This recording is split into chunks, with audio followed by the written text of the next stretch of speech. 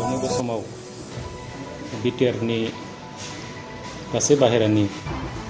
जिल्ला बे जिल्ला एबसुनि दिनै दैदेनगिरि बिथांमोना बेयाव बाहागो लाफैदों आरो बिटिआरनि बाहेरानि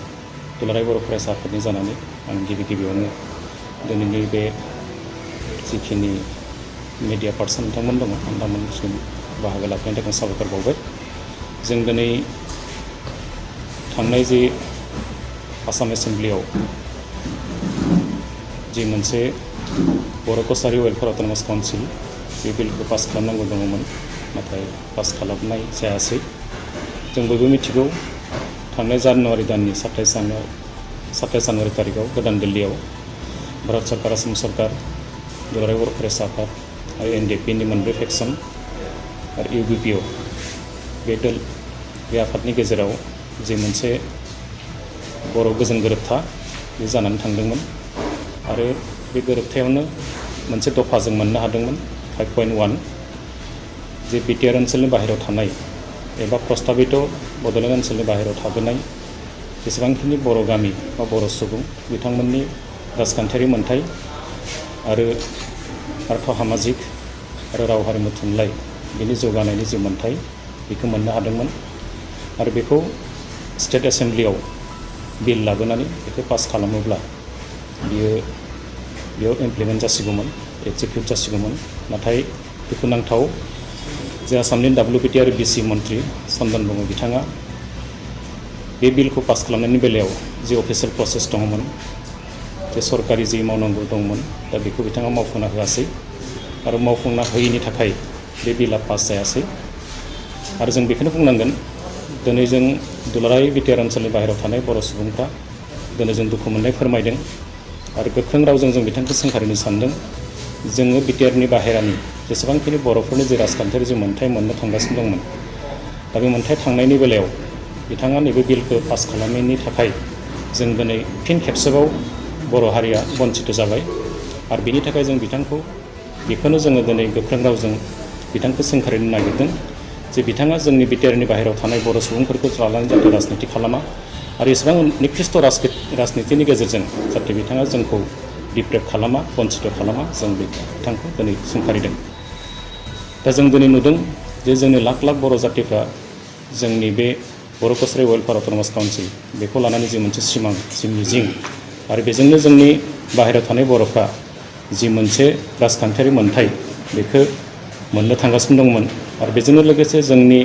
राव हारिमु थुनलाइ, जोंनि आर्थ सामाजिक बेखौ जौगानायनि मोनसे रैखा कवच मोननो थांगासिनो दङमोन। नाथाय बेफोर गासिबो मोननायनि बेलायाव दिनै जोंनिनो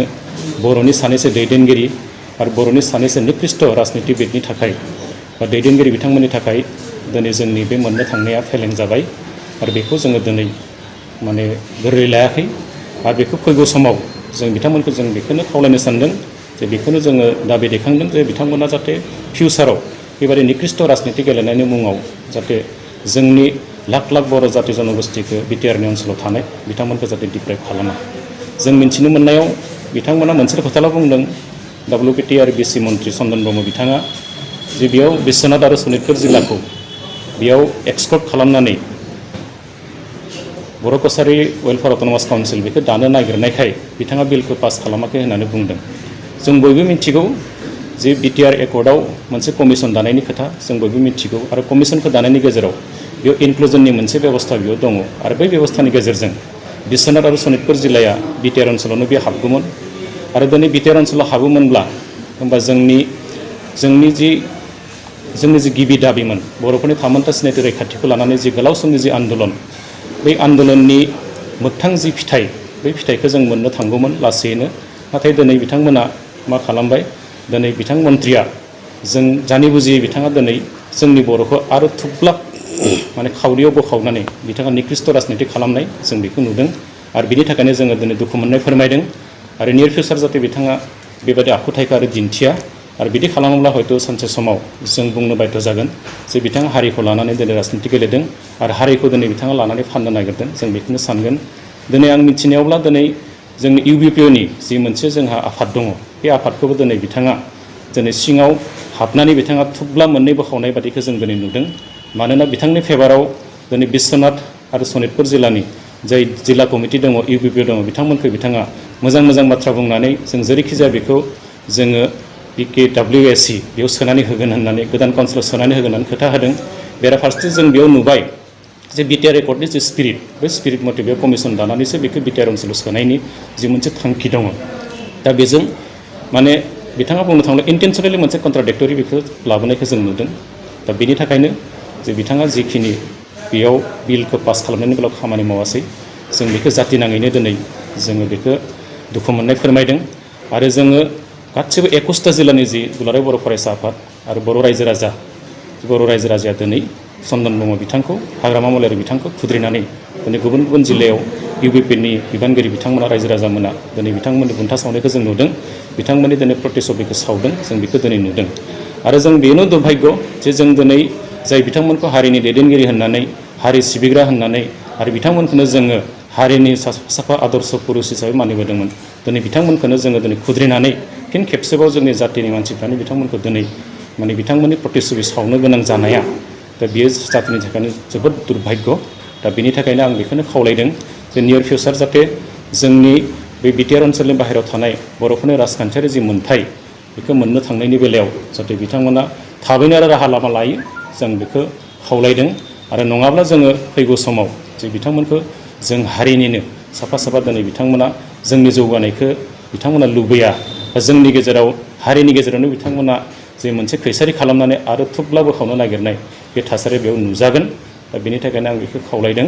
जे बेनि बेलायाव जोंनि जिखिनि आफाद दङ बा जोंनि बाहेरानि जिखिनि सुबुंफोर दङ बिथांमोनखौबो आं बे समाव खावलायदों जों खौसेयै जयै जोंनि बे बर' कसारि अट'नमास वेलफेयार जि काउन्सिल बेखौ मोननायनि बेलायाव खौसेयै जों ज' खामानि मावनांगोन मानो होनोब्ला जों नुबाय दिनै सुथुरा जोंनि बाहेराफ्रा नङा गुबुन हारिया नङा सुथुरा दिनै जोंनि हारिनि गेजेरावनो दङ दा गतिके माखासेया गावनि राजनितिक लाभालाभखौ अंख खालामनानै दिनै जे बिथांमोना गावनि बादि जे सुबिदा मोननाय गावसोरनि बादि जे जौगानाय बे जौगानायखौ लुबैयैखौ जों दिनै नुदों दा एकमात्र बे सार्थनि थाखायनो दिनै बे मोनब्रै जिल्लायाव जानो नागिरनाय जे बिटिसि इलेक्सन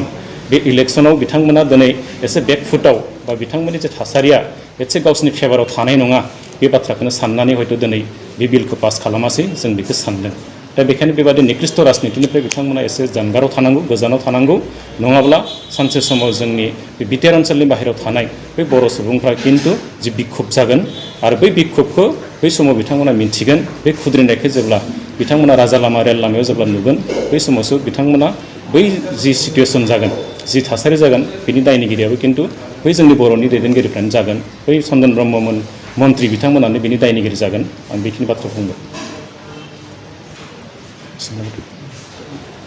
फ्रास्ट्रेसनाव दङ जों बयबो मिथिगौ बिसेसकरि हाग्रामा महिलारि बिथाङा जे फैगौ जे बिटिसिनि इलेक्सन बेयाव जे बिथाङा जेनगोन बे बाथ्राखौ बिथाङा मिन्थिखाबाय आरो बेखायनो बिथाङा दा गिदों आरो दिनै इउपिपिएलनि जि उत्थान बेखौ बिथाङा नुबाय दिनै इउपिपिएलआ जे बेहाय जों बयबो मिथिगौ बेयाव 28टा 29टा सिट मोननानै सरकार दानो थांगासिनो दङ आरो बेखौ प्रमद बर' बिथाङानो दैदेनगोन दा बे गासै बाथ्राखौ नुनानै बिथाङा दिनै बिराद फ्रास्ट्रेसनाव दङ दा बेखायनो बिथाङा गोसोआव जि फैयो बेखौनो बुङो आरो दिनै रायजो राजाया बयबो नुगासिनो दङ ससियेल मिडियाआव बयबो नुदों आरो प्रेक्टिकेलि जों नुगासिनो दङ जोंबो डक्टर हिमन्त बिश्व शर्माखौ लोगो हमगासिनो दङ जोंबो दिनै माने सिएमखौ जों लोगो हमनानै बे बाथ्राफोरखौनो रायलायदों दा जोंनि माखासे मानसिफ्रा दिनै बर'नि लिडारफ्रा अराय सम जों एबसुखौ टारगेट खालामना लायो एबसुआ माने होबथायो दा एबसुआ बादा होयो बे बाथ्राफोरखौ होखारो नाथाय जोङो नैबेनि बेलायाव जों बुंगोन बर' कसारि वेलफेयार अट'नमास काउन्सिलनि बेलायाव बेबायदि बाथ्राफ्रा फैनो हागौ होननानै जों मालाबाबो बेयाव इन्टारफेयार खालामाखै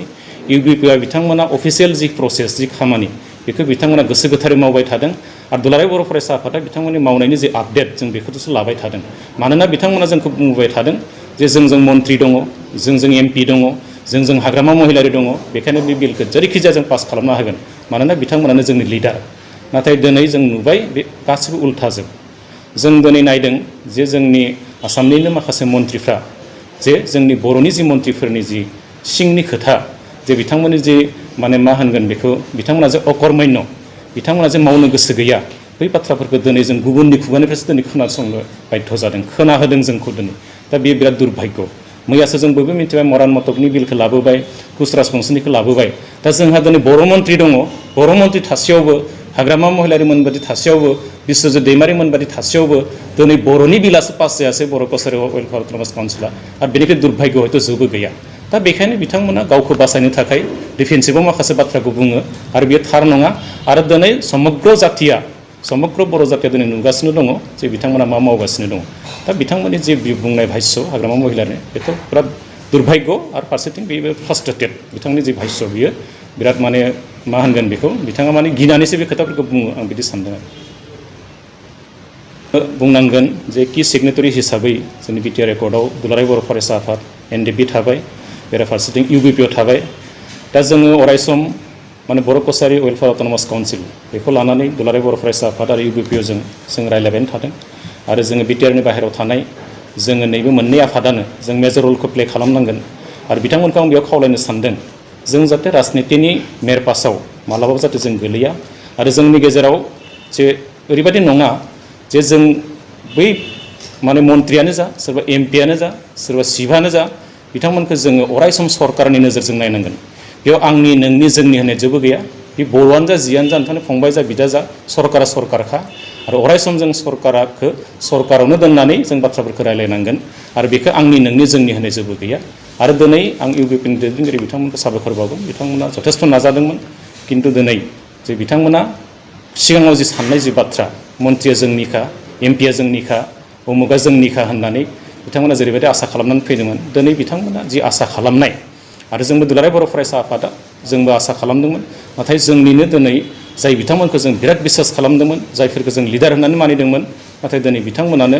जोंनि जातिनि जि अधिकार बा जि मोन्थाय बेखौ मोननो थांनाय बेलायाव बिथांमोनानो जोंखौ दिनै बाधा होबाय आरो बिथांमोनानो जोंखौ दिनै जाति हिसाबै मोनसे सिनायथि थामोनथा लानानै जों थांनो हानायनि जि मोनसे लामामोन बे लामायाव स्पिड ब्रेकार हिसाबै दिनै बिथांमोना नुजाथिदों दा बियो जातिनि थाखायनो जोबोद दुर्भाग्य